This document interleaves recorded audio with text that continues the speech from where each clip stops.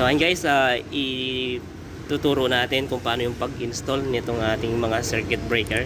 So ang ating pinaka main dito ay 500 ampere. Ito para sa DP. At meron tayong 200, meron tayong 160 ampere. Ito dalawa, 160 ampere. Then so tingnan natin to. So check natin yan. Yan, buksan muna natin isa-isa to. Ito ay para sa mga branches. Kasama na itong mga to. So dito yan guys. So dito natin ikakabit yan. So mamaya ipapakita natin yan kasi nahirapan ako magbukas na gamit ng isang kamay lang. So ito, panel board dito ng admin. Itong ating foreman Ito. Baka magkamali ako ano. Okay, so mayroon tayong siyam na breaker. Dito yung 500. Ito space. Space na yan? 200. Tapos 160, 160. Tapos 100. Tapos dito, anong natitira natin dyan? 75. 75. Apat na 75. Apat na 75. 1, 2, 3, 4. Yan. 75 ampere. 100. 160, 160, 200. Okay, so si 160 sa kasi 200 ay pagkaparehas lang ang kanilang laki. Parehas lang? Parehas lang. Lapas natin. Sige. Yan, kailangan makita natin na mabuti para hindi tayo mapahiya sa ating mga masugid na taga-subaybay. Di ba sir? Shoutout sa ating isang masugid na taga-subaybay. Dapat si Buboy magkabit yan Kaya lang nagwa-wiring pa sila. So mapapasabak tayo ngayon. Okay. Ito bang naka-wiring natin dito? Ito yung sa line side. Ito. Load side. Load side dito ng panel ng general yan. Elevator sa taas. okay. Ito sa elevator. Bali yung sa elevator natin ay 80 mm, no? 80 mm. Nandun yan sa... sa 200? 200 yan. 80 mm sa 200. Then yung iba dito ay iwa-wiring pa. No? Yung para dito. Kulang pa tayo ng para dito. Then kasi ano pa lang to 200 pa lang kulang pa tayo ng isa, dalawa, tatlo, 7 pa. No? So yung para dito, saan ko kuha to? Kaya no? Dito yan. Diyan, babagsak. Ibubutas na lang yan, bababa. Sa cable ko. So yung nito, magiging main nito, ang gagaling dito. Dyan. Okay, so papunta doon, tapos bababa. Bababa lang. Babagsak na dyan. So doon na dadaan sa DO, no? Yung sa dulo na. Hindi ko na binutas. Okay. Sige. Okay. Yan guys. Medyo madami-dami ito so na guys, kompleto na yung kanyang mga gamit. So ito yung mga pang lock niya dito papunta doon sa panel board. At ito naman yung para sa dito sa kanyang bus bar. Itong mga to. Ayan. Para dito yan. Then ito. So sa main natin, meron tayong terminal lugs na gagamitin. Ito. So ang butas niyan dalawa. Yan. Dalawang wire ang papasok dito. Ito to. Isa dito, saka isa doon. So ito nakaganyan yan guys. Yan. So ayan, mamaya papakita natin. So ito yung kanyang lock dito. Then ito yung para dito. Ayan. Sa pinaka handle nya. Ayan. So naka-trip yan. So mamaya ikakabit natin to. May screw pa yan guys. Yan to. Kasi ito may butas. Ayan. Sen, ang ating mga kasama. Tuloy pa rin yung kanilang pag-wiring dyan sa ating cable tray. Last na-atake nila to. Para sa ating isang ATS sa ground floor. So ano na to, emergency power supply na yan, no? Then ito, susunod nila yung kapartner nito sa line side natin mula sa ATS, ha?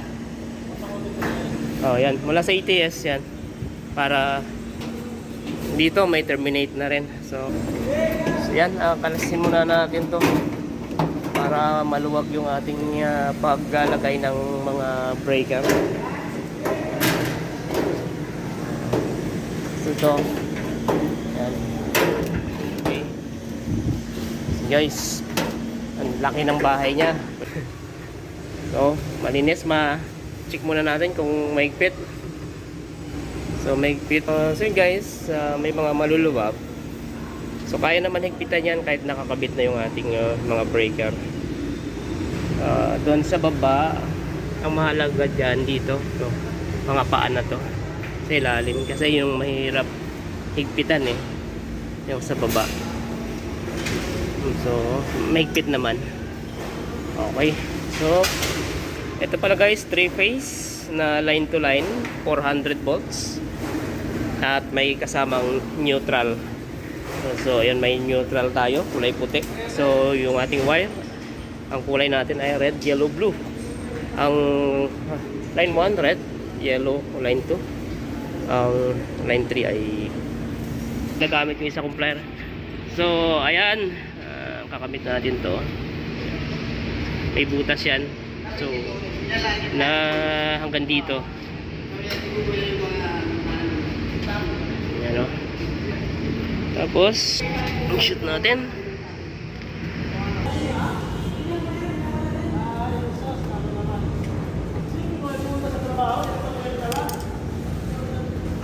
Yeah guys, malambot yan kasi nakatrip.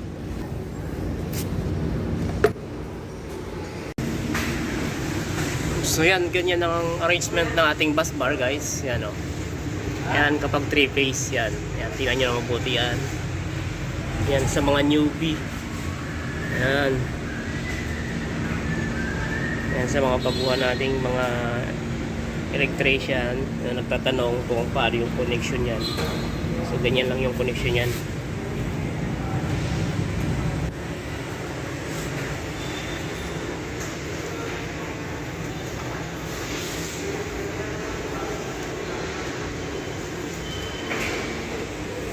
Bali, line 1 doon nakakabit, line 2 dito nakakabit, line 3 dito nakakabit.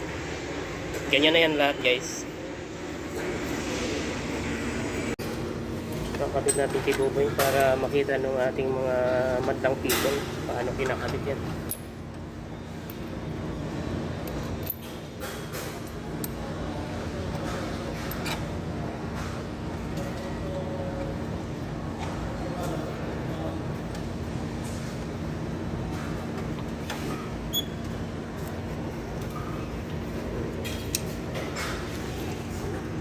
Ito na.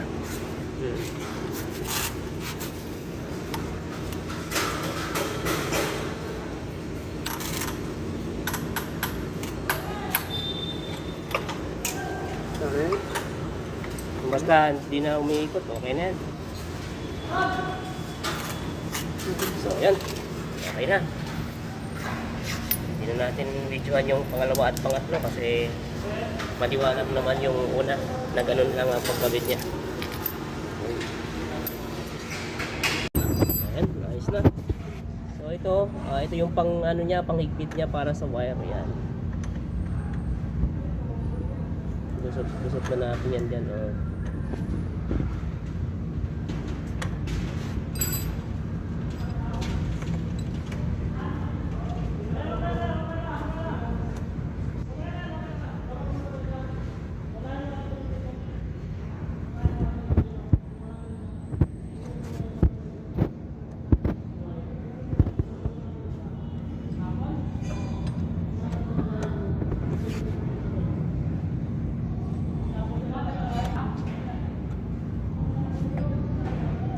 Ano? Anong kukunin mo? Ha?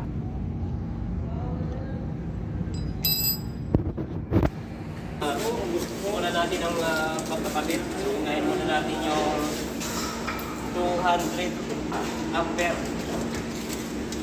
Nandito yung ating mga volt.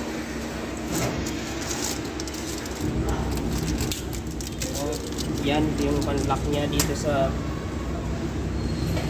baba. Dito. So, unahin muna natin kabit to. Ito. Shoot natin dun.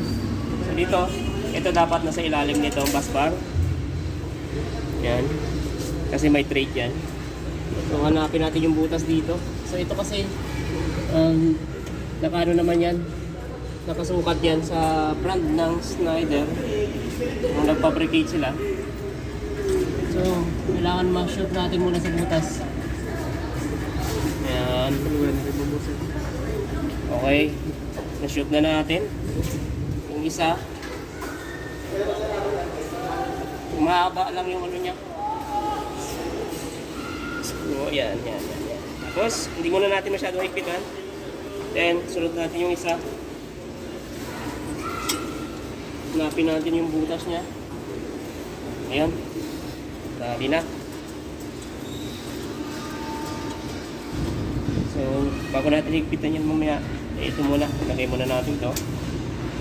So, subukan natin. Lagyan muna natin ng washer kung aabot ito doon.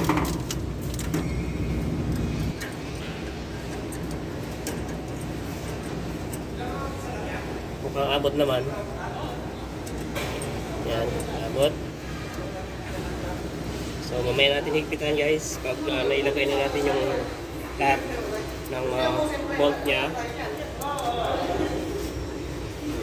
So, kailangan hilutin natin to kasi hindi sumakto doon sa kanyang thread yan. Okay.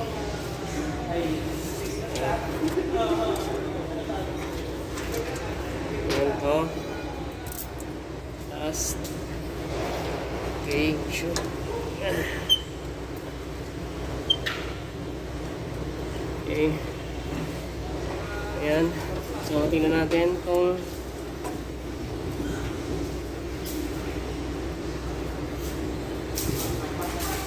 ayan. Okay. So, may natin higpitan. Sunod muna natin yung dito, 60. So, naka-on pala to. I-trip muna natin. I-trip muna natin. Ayan. Basta yung pangalan yan guys, pag nag-install ng ganito, yung pangalan yan dito, pag nagpasa ka nito, pababa. So yung kabila, ang pangalan, yung line side dito. Ito yung load side. Basta yung pangalan niya yan. So naka-trip naman ito. Ganyan. So guys, ganyan lang lahat yan ang pag-install. So basic lang naman yan. Yan. Masusundan nyo naman siguro. Ganyan na lahat yan. Itong lahat dito, paging yung kanyang main.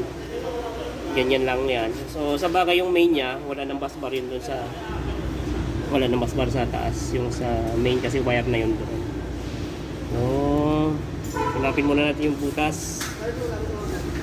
Yan. Hanap butas.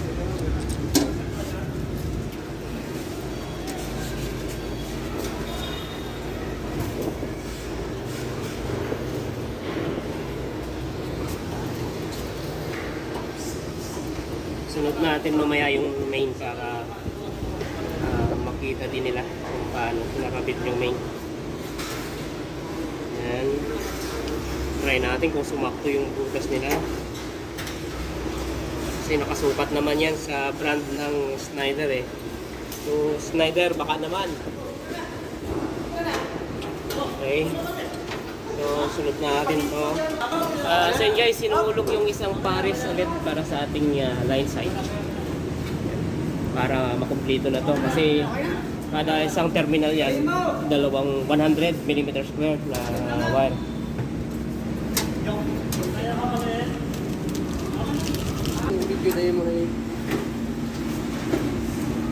Kailangan hilutin lang itong ganito kapag unang kabit pa lang kasi ano pa yan eh, hindi pa naka-align lahat yan eh. Pero kung nakabitan na natin ng mga eto, pares yan mamaya, mag-a-align na yung mga butas niya dyan.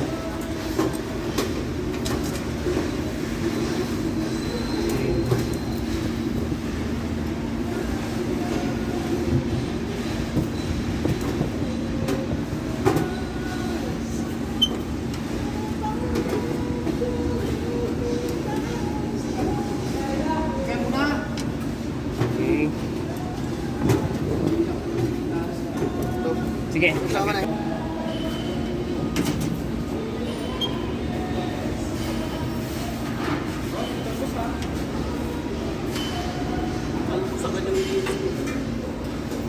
Okay, so higpitan na natin yan. Lahat yan, higpitan na natin lahat.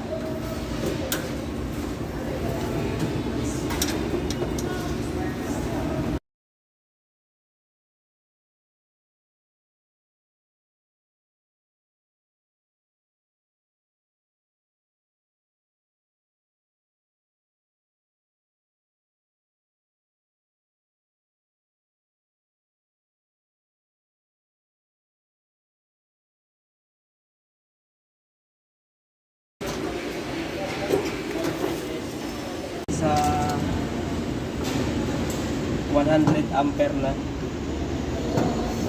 Okay, termino. So 100 ampere na tayo guys. Kat-kat na lang yan.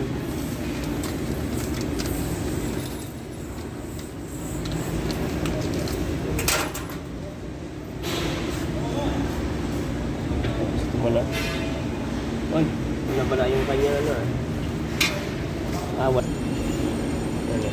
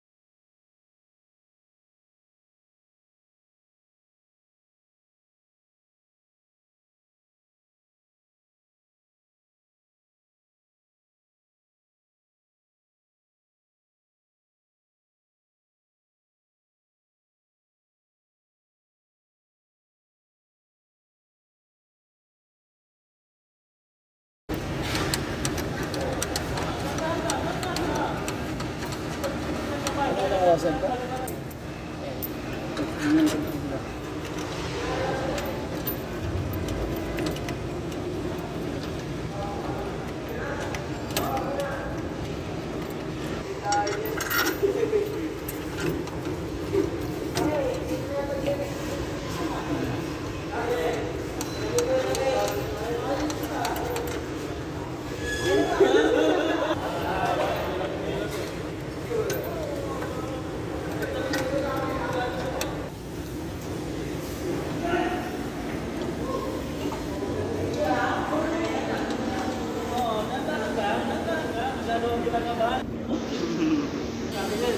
Kita.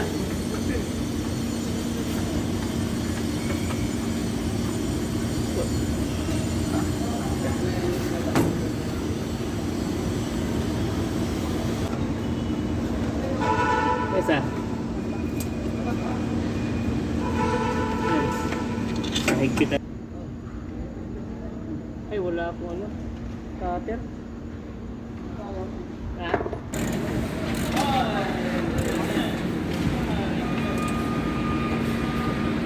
Hello!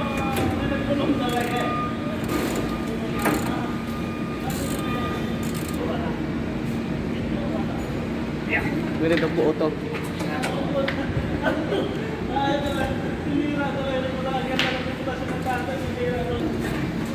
Pit na kaya yan? Ikaw nga boy. Ikaw nga magigpit kung ano. Magkaiba lakas natin eh. Magigpit na.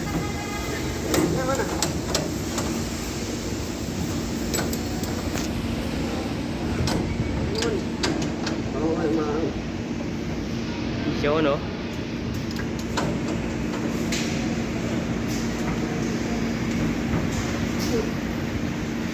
Okay. Sige, kayang-kaya ko na to.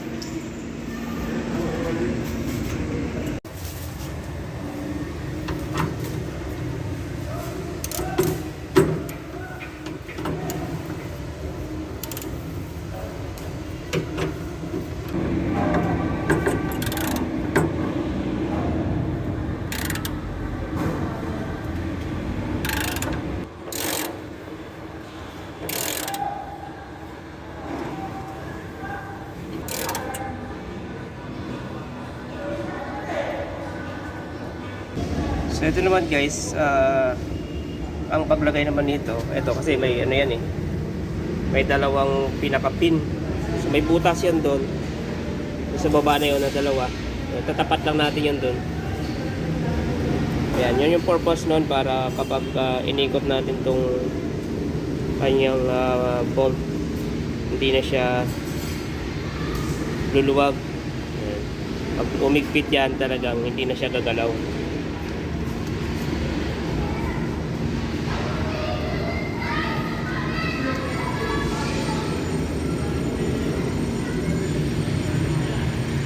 Higpitan lang na mabuti. Yan. Tapos ang sa taas niya ang maglalak sa wire ay ito. Yan. So allen type. So higpitan ko pa.